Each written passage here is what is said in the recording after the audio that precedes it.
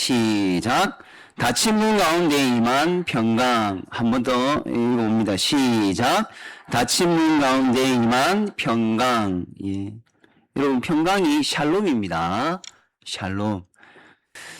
오늘 우리는 이제 2026년도 전반기를 보내고 이제 하반기 첫 주일을 시작하는 이 시점입니다. 그리고 우리가 기도 시간에도 하나님 앞에 기도한 내용이 있지만 예, 전반기를 하나님 앞에 감사하는 주일이기도 합니다. 그런 감사하는 마음으로 예배를 하는데 여러분, 이 자리에 앉아 계신 여러분께 한마디 드리고 싶습니다. 지난 반년 동안 분명히 쉽지 않으셨을 겁니다. 가장 먼저는 신앙을 지키는 게 쉽지 않았을 것이고요. 어떤 건강이라든지 또 여러 가지 형편이라든지 그리고 여러 가지 이유 때문에 밤을 이렇게 지새운 적도 아마 계셨을 것이고요. 어떤 분은 이 생업이라는 것이 참 무거워서 굉장히 감당이 힘들었을 분도 계셨을 겁니다. 어떤 그리스도인으로서 또 힘든 부분들은 아무래도 기도겠죠. 기도했지만 아직 응답되지 않은 이런 문제들도 있을 것이고요. 분명히 애를 썼지만 인간의 열심 말고요. 신앙으로서 열심히 몸부림을 쳤지만 여전히 풀리지 않는 어떤 관계가 있고 분명히 믿음으로 신앙으로 살려고 했지만 스스로 이런 부끄러운 그런 순간도 있었을 것입니다. 예. 그럼에도 오늘 이 자리에 나왔다는 것이 굉장히 고무적이고 긍정적이죠. 왜냐하면 그래서 다른 곳에 가지 아니하고 시편의 말씀처럼 하나님께 피했지 않습니까? 그 걸음이 여러분께서 오늘 이 행한 이 걸음이 얼마나 그래서 귀한지 모릅니다. 여러분 결코 이게 쉽게 온 것 같지만 쉬운 걸음이 아닙니다. 주님께서 그 걸음을 분명히 보고 계십니다. 그렇다면 우리는 어떻게 감사를 할 것인가로 이어져야 되겠죠. 쉽지 않은 것을 쉽게 해주셨으니까. 어려운 것을 감당하게 해주셨으니까 그래서 어떻게 감사할 수 있을까라는 것입니다. 모든 문이 다 열려있기 때문에 여러분들은 감사합니까? 아니면 어떤 부분에 있어서 감사한 겁니까? 오늘 본문에 보니까 그보다 더 깊은 어떤 하나님과 깊은 교제가 있을 때 발견할 수 있는 그런 감사를 가르쳐주고 있습니다. 그리스도인의 성도의 감사는요, 모든 상황이 좋아졌기 때문에 드리는 감사가 아닙니다. 닫힌 문 가운데서도 우리 가운데 임하시는 예수님을 볼 수 있는 데서 나오는 것이 진짜 감사다라는 것을 아마 오늘 결론으로 나올 것입니다. 본문은 이렇게 시작하죠. 어떻게 시작합니까? 제자들이 유대인들을 두려워합니다. 이 유대인들이 어떤 유대인들입니까? 우리가 지난 시간에 확인을 다 했죠. 예수님을 십자가에 못 박여 죽인 유대인들입니다. 그러니까 예수님의 제자인 자기들도 잡으러 와서 십자가에 못 박아 죽일 수도 있는 여지가 있으니까 문이 꽉 닫혀있는 그 공간 안에 들어가서 두려워하고 있습니다. 예. 부활의 아침이 지났지만 지금 오늘 시작점이 저녁입니다. 아침이 지났습니다. 예수님이 살아나신 그 아침이 지난 저녁이지만 제자들의 마음은요, 여전히 부활의 영광 안에 서 있지 못하고 있습니다. 여러분은 어떻습니까? 여러분은 지난주에 말씀에서 다시 원래대로 돌아가셨습니까? 아니면 여러분들은 부활의 영광에 서 계십니까? 제자들이 두려워했습니다. 이제 자신들도 그들의 이 예수님을 십자가에 못 박아 죽인 그들의 손길이 자신들에게도 뻗칠지 모른다라는 두려움. 이거 굉장히 크겠죠, 여러분. 요즘 시대에도 마찬가지로 많은 분들이 어떤 뭐 공황장애, 폐쇄공부증 뭐 이런 것들을 겪는답니다. 5년 새에 무려 뭐 45%가 늘었대요. 어떤 압박감을 갖다 보니까 그런 불안 장애를 겪는 겁니다. 여기에는 그리스도인도 여전히 포함되어 있죠. 거기에다가 그리스도인들은 어떤 감정까지 있냐면 자기들이 내가 예수 믿는 사람인데 하나님 앞에서 예수 믿는 사람처럼 살지 못한 그런 것까지도 이제 플러스 요인으로 오니까 더 크죠. 어떤 세상적인 스트레스라는 지수를 놓고 보면 그만큼 그 스트레스는 높다라는 것입니다. 높을 수밖에 없겠죠. 예수님이 잡히실 때 제자들 어떻습니까? 흩어졌잖아요. 베드로는 3번이나 부인을 했지 않습니까? 그리고 미래에 대한 막막함도 있었을 것입니다. 오죽하면 어부가 될 자신들이 일하던 그 바닷가로 돌아갔겠습니까? 자신들이 기도했던 하나님 나라의 모습 십자가에서 그냥 실패한 것처럼 보이잖아요. 여러분들은 교회에 대한 기대감이 어떤 식으로 계신지 모르겠습니다. 예수님 당시의 제자들도 예수님을 바라보면서 그 믿음의 공동체, 이 하나님 나라에 대한 기대가 나름대로 있었는데 자신들이 했던 기대와 다른 모습을 보니까 무너지는 거죠. 그래서 이런 모습이 어떤 면에서는 참 우리와 닮아 있는 건 아닌가 이런 생각도 해봅니다. 지난 전반기를 돌아보면 뭐 저도 그렇고 여러분도 그렇고 마음의 문을 분명히 닫고 있었던 때도 있었단 말입니다. 겉으로는 예배 자리에 앉아 있지만 겉으로는 설교도 하고 강복선언도 하고 예배도 인도하고 하지만 이 마음으로는 뭐 염려를 한단 말이에요. 얼굴은 생글생글 웃으면서 부드럽게 별일 없는 것처럼 보이려고 노력하지만 이 마음에는 눈물이 난단 말입니다. 그런 때가 있다라는 거죠. 반복되는 실수. 세상이 그러더라고요. 2번 실수하면 그게 실력이라고. 실수를 똑같은 걸 2번 하면 그게 실력이라고. 그런 실력을 자꾸 보여주니까 속상하죠. 그래서 스스로 책망하고 자책하는 겁니다. 기도하면서도 마음 깊은 곳에서 계속 과연 될까? 기도한다고 될까? 강단에서는 마이크를 통해서 성도님들에게 기도하면 됩니다. 믿으십시오 하면서도 이 마음속에 과연 될까?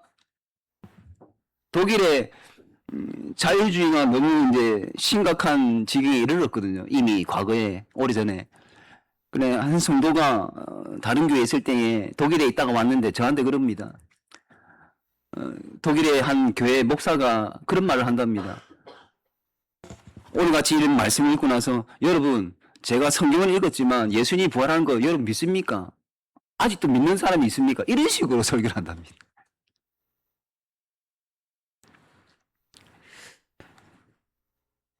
그 사람들만 문제가 있을까요? 아니면 이 자리에 계신 저나 여러분이나 마음속에 의심이 없습니까? 기독교 신앙에서 인간은 스스로 믿음을 만들어낼 수 없는 그런 존재거든요. 근데 자꾸 우리는 믿음을 만들어내는 것처럼 그렇게 표현을 하고 믿고 있는 문제가 있죠. 은혜 없이는 우리는 단 맡겨진 자리에 서 있을 수 없는데 내가 열심히 잘 서 있다라고 그렇게 간증까지도 하는 분들이 계시더라고요. 그러므로 우리의 감사는요, 자기 자랑거리가 감사가 아닙니다.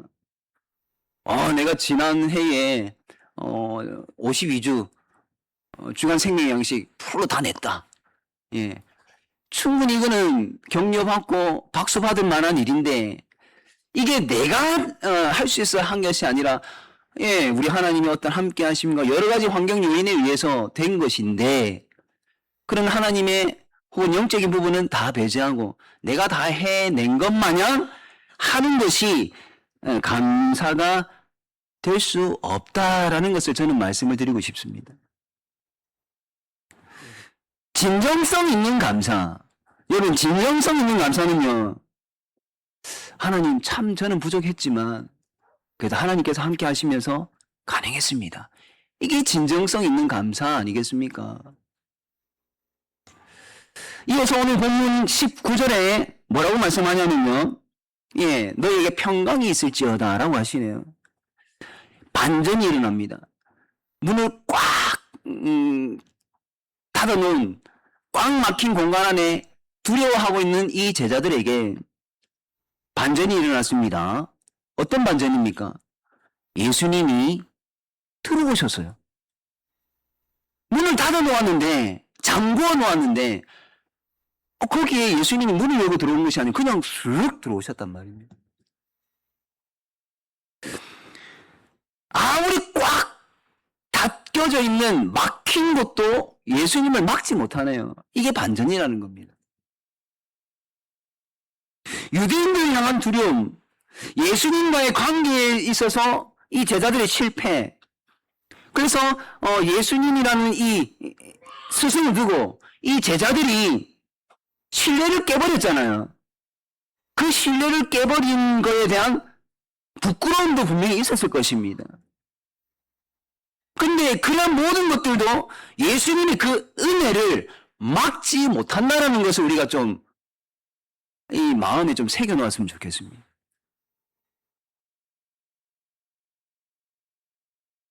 하나님의 은혜를 막을 수 없다. 이것이 진정한 은혜이고요. 은혜는 자격이 있는 자에게 주어지는 어떤 보상이 아니란 말입니다. 다시 한번요. 어떤 우리의 기준에 자격들이 있을 것인데 그 자격 때문에 받는 보상이 은혜가 아니라는 겁니다. 은혜는요, 좀 부족하고 뭔가 많이 채우지 못해도 얼마든지 받을 수 있고 누릴 수 있는 것이 은혜다라는 것입니다. 중간에 중요한 게 빠졌죠.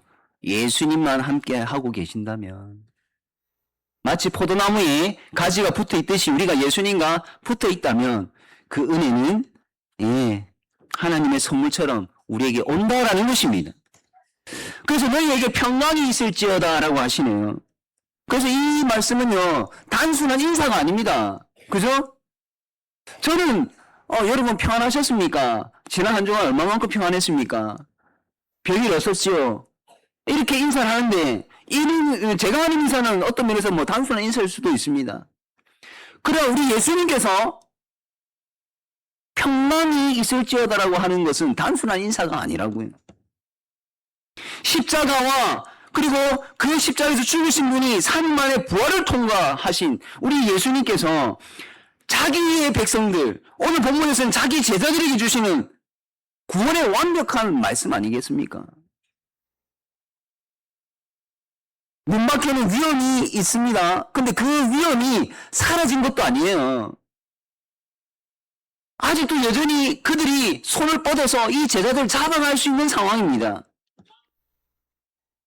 제자들의 상황이 평안해진 것도 아니라고요. 그런데 주님께서 그들 가운데 계십니다.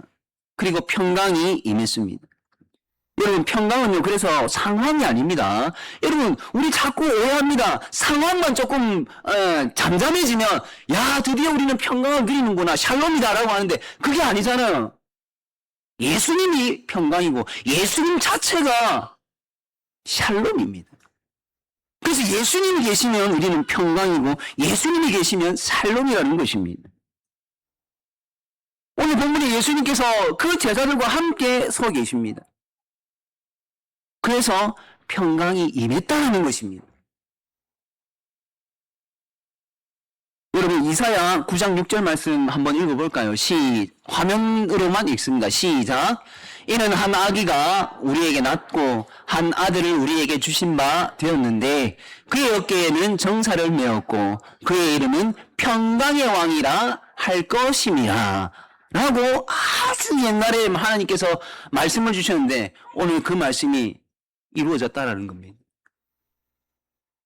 그 한 아기가 예수님이셨고 예수님이 그 제자들 가운데에 함께 하시면서 평강이 임한 것입니다. 왜? 예수님이 평강의 왕이시니까. 아무리 문이 꽉 닫혀 있는 곳이라도 여러분 부활하신 예수님은요 들어오실 수 있습니다. 예수님이 임하시면 평강이 있을 수밖에 없습니다. 왜죠? 왜 그랬습니까? 우리 말씀을 확인했잖아요. 예수님이 평강의 왕이시니까. 평강이 임하니까 보십시오. 20절 말씀입니다. 이렇게 되는 거예요. 기뻐합니다. 평강이 임하니까 기쁨이 있는 겁니다. 앞서 말씀을 드렸죠. 여러분 변화된 것 없습니다. 상황은 똑같습니다. 그런데도 기뻐할 수 있습니다. 이 세상 사람 보면 미쳤다 하겠죠. 예수님은 손이 못에 못 박힌 손, 이 창에 찔린 이 옆구리 이걸 제자들에게 보여주잖아요. 다른 성경에 도마에게 보였다 이런 말씀하는데 여러분 그 상처가 그리스도라는 이 직분에 대한 실패의 자국입니까? 아니거든요. 그 상처는요 우리의 죄를 담당하셨던 사랑의 흔적입니다. 하나님의 공의가 만족이 되고 그래서 사망의 권세를 이기셨다라는 구원의 증거가 바로 예수님의 그 상처 자국입니다. 여러분 제자들은요 예수님을 보고 기뻐했습니다. 주님이 살아계시고 자신들을 버리지 않으셨다라는 그 사실에서 터져 나온 거겠죠. 이 기쁨이 바로 감사의 뿌리가 된다라는 것입니다. 서두에 말씀을 드렸지 않습니까? 어떻게 감사할 것인가? 우리는 그리스도인인데 어떻게 감사해야 되는가? 그 감사를 어떤 방법론적으로 찾기 전에 이게 해결이 돼야 됩니다. 내가 감사의 깊은 뿌리가 무엇인지를 아셔야 되는 거예요. 건강, 물질, 나의 명예, 내가 남겨놓은 업적, 그것보다 바로 예수님을 보고 기뻐할 수 있는 이 신앙, 이게 감사의 뿌리라는 것입니다. 여러분 예수님의 이런 말씀만 들어도 여러분 어떻습니까? 기쁘십니까? 그런 분이 계시더라고요. 예수님만 이렇게 생각하면 그냥 흐뭇해지고 미소가 생긴대요. 아무리 힘들어도. 제가 그걸 좀 최근에 좀 느낀 적이 있습니다. 어제 잠자리에 들기 전에 좀 일찍 잤습니다. 아내하고 이런저런 이야기하다가 제가 또 아내에게 약간 톤을 좀 높였거든요. 그러면서 이런저런 생각하다가 아내는 저를 발견 못했을 겁니다. 저 혼자 그냥 피식 웃다가 잤습니다. 예수님 생각을 했거든요. 아무리 어떤 막힘이 있어도 예수님이 함께 하시면은 뭐 언젠가는 뭔가가 뚫어지겠지. 언젠가는 뚫리겠지. 이런 마음이 생기니까 저도 모르게 입꼬리가 살짝 올라가지더라고요. 바로 이런 것들이 감사의 뿌리가 된다라는 것을 여러분들도 체험을 많이 했으면 좋겠습니다. 안 한 분은 안 계시죠. 이제 다 뭐 경험이 다 있죠. 저는 좀 많이 더 했으면 좋겠다라는 겁니다. 우리 지난 반년 동안 얼마나 많은 사람들 우리의 이목을 주목했겠습니까? 근데 그러한 이목에 대한 두려움, 오죽하면 공황장애가 생기고 오죽하면 폐쇄공포증이 생기겠습니까만은 그럼에도 불구하고 또 하나님과의 관계에 있어서 우리가 얼마나 많은 실수들을 합니까? 뭐 저도 여기 이 부분에서 자유롭지 않습니다. 저도 실수하죠. 하나님께서 맡기신 일이 있습니다. 저는 목사의 어떤 직분을 맡겨주셨지 않습니까? 그런데 그 일에 대한 부끄러움이 왜 없겠습니까? 그죠? 그런 가운데서도 기도를 놓지 않으셨다면, 무엇을요? 기도를 놓지 않았다면, 그게 무슨 말입니까? 형식적인 어떤 기도의 모습을 가지라, 이게 아니라 하나님을 얼마나 붙들었냐, 이걸 말하는 건 아니겠습니까? 그랬다면 그것은 우리가 강해서가 아니라 주님께서 우리를 붙드셨기 때문에 그렇게도 할 수 있다라는 겁니다. 그리고 그 기도가 헛되지 않을 것이다 라는 것. 왜? 예수님이 다 들으셨으니까. 그거 예수님 들어주시고 하나님께, 우리 아버지 하나님께 대신 전달해 주시려고 보좌 우편에서 중보자로 계시는 거잖아요. 그래서 예수님이 들으셨다는 게 굉장히 중요합니다. 우리가 예수님을 잘 붙들었기 때문이 아니라, 그래서 우리가 여기까지 온 것이 아니라, 예수님께서 우리를 그럼에도 불구하고 단 한순간도 놓지 않고 있기 때문에 여기까지 올 수 있었고, 우리 교회는 그럼에도 불구하고 교회로서 이 자리에 서 있다라는 거, 굉장히 중요한 부분이죠. 그래서 우리의 고백이, 우리의 감사의 어떤 입술의 열매가 이런 내용들이 좀 자주 나와야 되지 않겠습니까? 뭐냐면, 하나님 지난 반년 동안 사실 모든 일이 쉬운 것은 아니었는데, 그러나 우리 주님께서, 하나님께서 우리에게 주님을 허락해 주시고 성령 하나님을 보내주셔서, 그래서 상황은 여전히 닫힌 문처럼 꽉 막혀 있지만 그럼에도 불구하고 주님이 계시니까 평강입니다. 그래서 기쁨이 있습니다. 그래도 그 순간에 웃을 수 있었습니다. 행복할 수 있었습니다.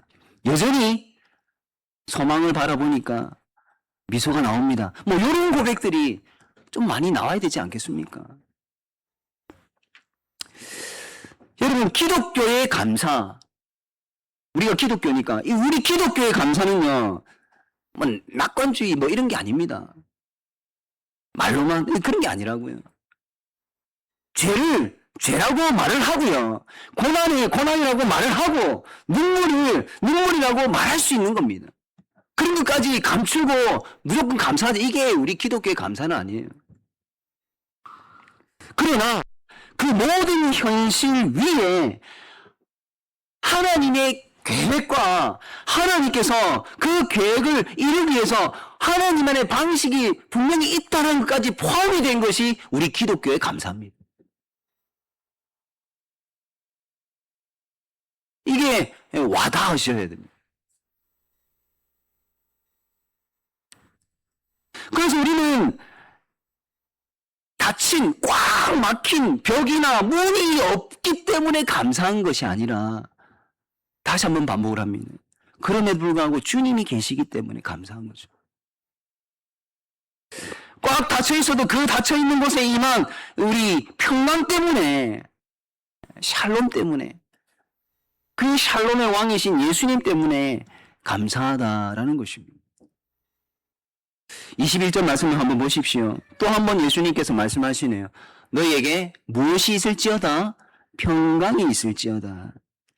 다시 한번 평강을 말씀하십니다. 첫 번째 평강이 제자들을 위로하고 안심을 시키고 격려하는 그런 측면의 평강을 말씀하셨다면, 다시 한번 말씀하시는 이 21절의 두 번째 평강은요, 이어지는 말씀을 한번 자세히 관찰해 보십시오. 아버지께서 나를 보내신 것 같이 나도 너희를 뭐 한다고요? 보내노라. 예수님은 제자들을 위로하실 뿐만 아니라 보내시네요. 다시 한번 확인하게 됩니다. 자격이 있어서 보내는 것 아니잖아요. 감사는 여러분 사명으로 이어질 수밖에 없는 것 같습니다. 이 사명이라는 것이 뭐 교회에 이런 일 저런 일, 물론 그것도 사명이 맞습니다만 좀 근본적인 부분부터 먼저 생각했으면 좋겠습니다. 저와 여러분의 사명이 무엇입니까? 하나님께서 저와 여러분에게 맡겨주신 사명이 무엇입니까? 목사만의 사명도 있고, 장로님들만의 사명이 있고, 우리 장립사님만의 사명이 있고, 권사님들만의 사명이 따로 있는데, 그런 것들은 두 번째로 잠시 밀어놓고, 모든 그리스도인들의 공통된 사명이 뭐냐고요. 그 사명으로, 감사는 그 사명으로 우리를 이어지게 합니다. 감사가 없으면 그 사명을 감당할 수가 없습니다. 그래서 그 사명이 뭡니까? 아셔야 됩니다. 알아야지 뭔가 이어지는갑다 하고, 안 이어지면 내가 뭔가 문제가 있나 점검이 되죠. 그 사명은 다른 것 아닙니다. 하나님께서 우리에게 맡겨놓으신 소금의 역할, 빛의 역할이죠. 사도행 1장 8절의 말씀처럼 예수님이 십자가에 달려 죽으시고 3일 만에 부활하셨고 지금도 보좌 우편에 계시다라는 그러한 복음에 대한 증인, 이게 저와 여러분들의 공통된 사명 아니겠습니까? 감사가 입술의 고백에 머무는 것은요, 충분한 감사가 되지 않았다라는 또 다른 어떤 방증일 수 있습니다. 방증이 아니죠, 반증이죠. 물론 평가는 하나님이 하실 겁니다. 그래서 지금 어떤 상황을 우리는 마치 욥의 친구들처럼 그렇게 할 수 있는 오류도 분명히 있습니다. 그래서 평가는 하나님이 하시겠지만, 그러나 개인은 스스로를 압니다. 저는 저를 알고요. 여러분은 여러분 스스로를 안다는 말이에요. 그래서 제가 저를 이제 평가를 하자라는 겁니다. 그래서 제가 저를 가만히 보면서 이 감사가 입술에만 있다면 내가 충분한 감사가 아닐 수 있다. 이런 평가는 스스로가 내릴 수 있잖아요. 스스로에게. 교회는 두려움 때문에 문을 닫고 숨어있는 공동체로 부름을 받지 않았습니다. 그죠? 부활하신 주님의 평강을 받은 백성으로서 세상 가운데 보냄을 받은 그런 믿음의 공동체죠.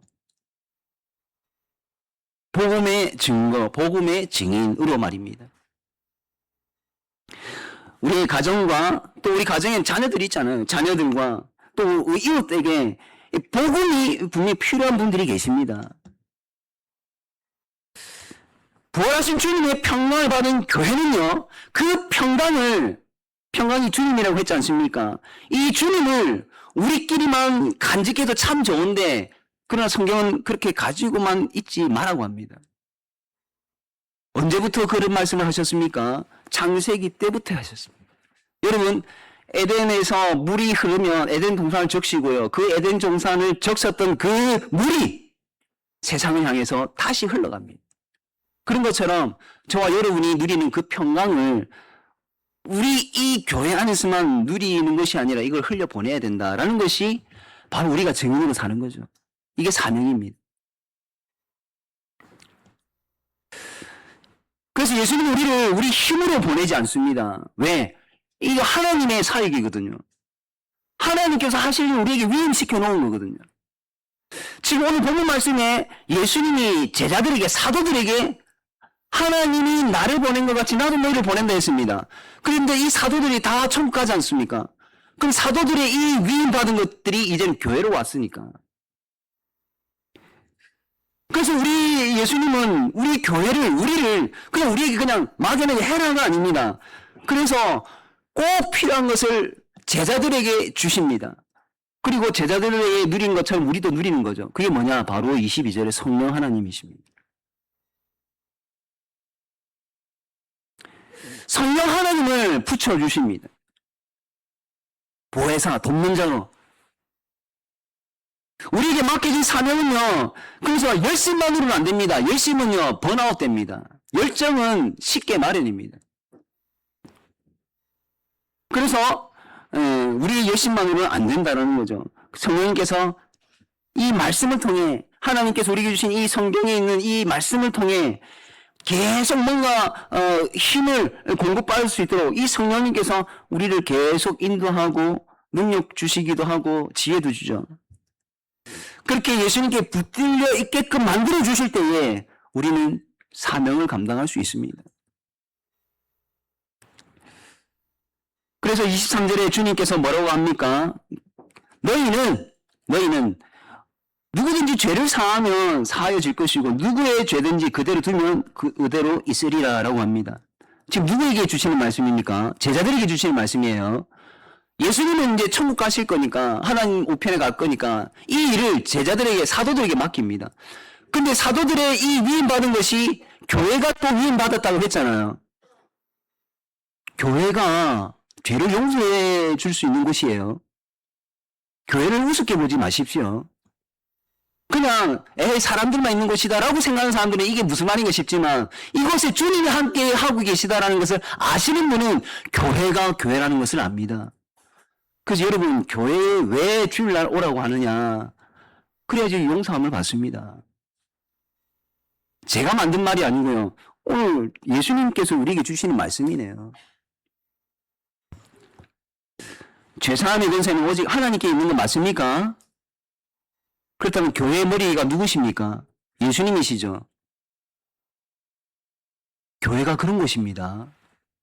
교회를 가볍게 보지 마십시오. 여기 뭐 가볍게 보시는 분 아무도 안 계시지만, 예.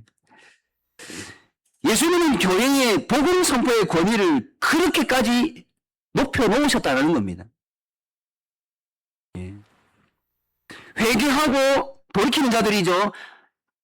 신앙을 가지는 자에게 예수 그리스도 안에 있는 죄사함을 선언하고 복음을 거부하는 자에게는 권징을 하면서 죄 가운데 있으면 엄숙하게 경고하는 곳, 그런 곳이 교회입니다. 전자는 잘하는데 후자는 잘 못하는 그런 부분도 조금 있기는 있습니다. 그러나 이런 부분들을 더 말씀 중심으로 끌고 가야 되는 것은 사실입니다. 근데 이게 우리 열심으로 안 된다고요. 성령 하나님의 도우심이 필요합니다.